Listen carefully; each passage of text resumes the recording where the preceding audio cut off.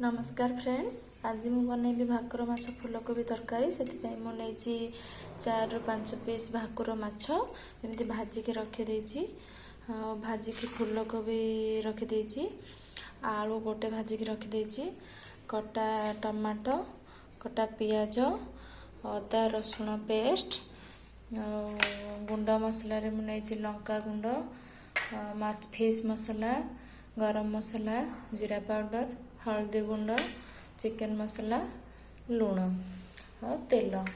चलते आम रेसिपी को स्टार्ट करवा। गैस ऑन करके कड़ाई को बसेबा। कड़ाई गरम है से तेल दबा। कड़ाई गरम हो आसला से सोरिष तेल दबा। आप चाहिए रिफाइंड तेल भी यूज करें। तेल गरम हो आसला तेल जो चीनी दबा कलर पाइंका। आप चाहिए आपको स्किप भी करें। देखो चीनीटा मेल्ट हो आसला तार रंग चेंज हो गला। आम कटा पियाज को दबा। खरड़ा तार कलर चेंज है पर्यटन गैस को लो मीडियम फ्लेम रे रखिए। देखो पियाज कलरटा चेंज हो आसला। पियाज टे स्मूथ हो गला। काटिक रखी टमाटो को देदेबा। टमाटो टे स्मूथ है पर्यटन खरड़ा। कड़े कभरटा देदेबा 2 मिनट। देखो 2 मिनट हो गला। कड़े कभरटा को घोड़नटा को देखो टमाटो स्मूथ हो गला। अदा रसुण पेस्ट को दबा। अदा रसुण पेस्ट कंचा स्मेल जावा पर्यटन खरड़ा। गैस को हाई रे देवेनि मसला पड़ीजी। लो मीडियम फ्लेम रे रखिए। देखो अदा रसुण पेस्ट कंचा स्मेल गला। आम सब गुंड मसला को दबा और लुण हल्दी गुंड को दबा। देखो जहाँ रखी सबको दे दूसरी एका बेलके। भल भाव कषा मसला को। भी मसलाटा अल्प कषि कषि आसला। 5 मिनट पर्यटन भल भाव कषा। देखो मसलाटा भल भाव कषि गला। भाजिकी रखी आलू को दबा।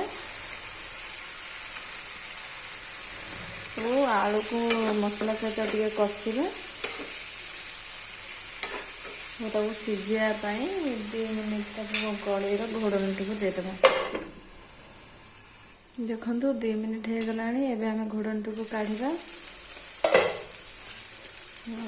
देखो आलूटा भी भल भाव मसला सहित कषि गला। सीझी भी गला। भाजिकी रखी फूलकोबी को दबा।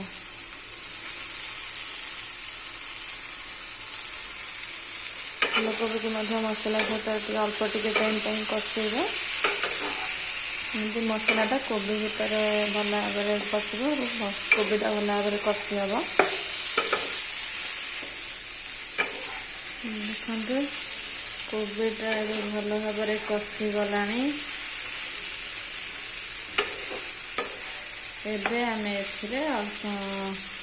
जी पानी रखिए से हिसाब से पानी देवे।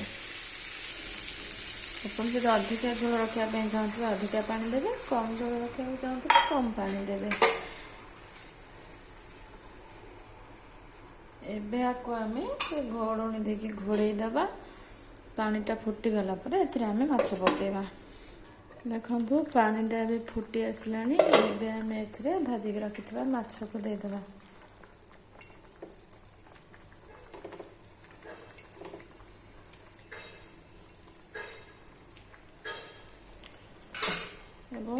किसी टाइम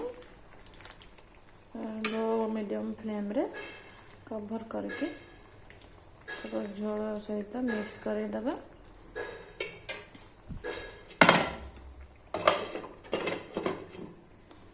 देखो 5 मिनट हो गला। आम कभरटी को काढ़ा। देखो मोर भाकुर माछ फूलकोबी झोल बनिकी पूरा रेडी हो जाइए। आम गैस फ्लेम को बंद करदे। देखो मोर भाकुर माछ फूलकोबी झोल केमिति बनी। जदि आपको मोर रेसिपी भल लगी थाए तेरे मोर चैनल को लाइक शेयर सब्सक्राइब निश्चय करिए। ରହୁଛି। ଜୟ ଜଗନ୍ନାଥ।